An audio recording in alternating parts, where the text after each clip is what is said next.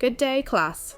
Today, we will talk about digital techniques, which are the foundation of how robots think, decide, and move.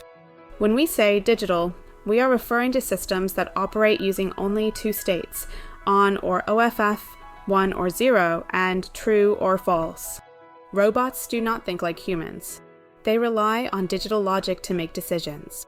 Every movement and navigation decision is based on logic.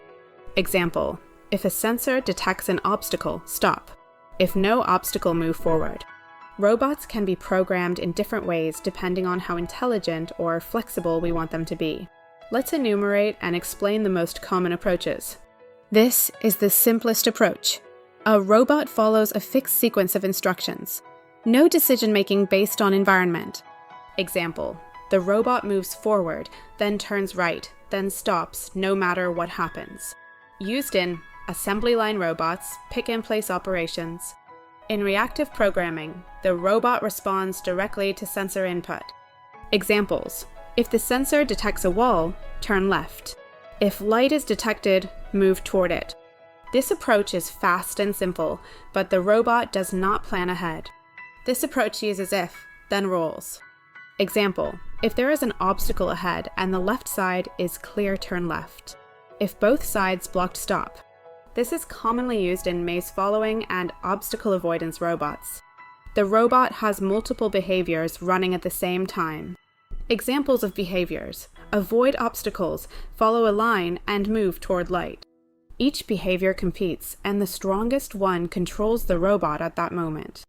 Robot navigation relies heavily on sensors. Examples: line following using reflectance sensors, wall following using ultrasonic sensors, and compass-based navigation. Explain that motion decisions are continuously updated based on sensor readings. The robot builds or uses a map of its environment. The robot knows where it is. The robot plans a path before moving. Used in autonomous vehicles, warehouse robots. Every decision made by the robot is processed using digital logic.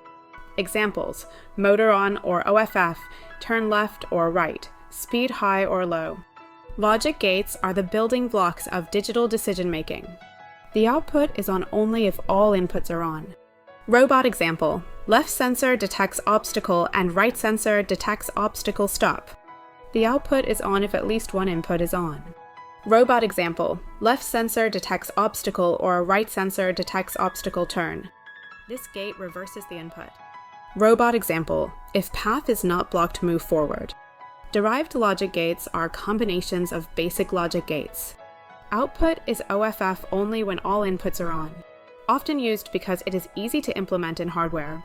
Output is on only when all inputs are off. Output is on when inputs are different. Robot example: one sensor sees a line and the other does not adjust direction. Output is on when inputs are the same. Used in comparing sensor readings.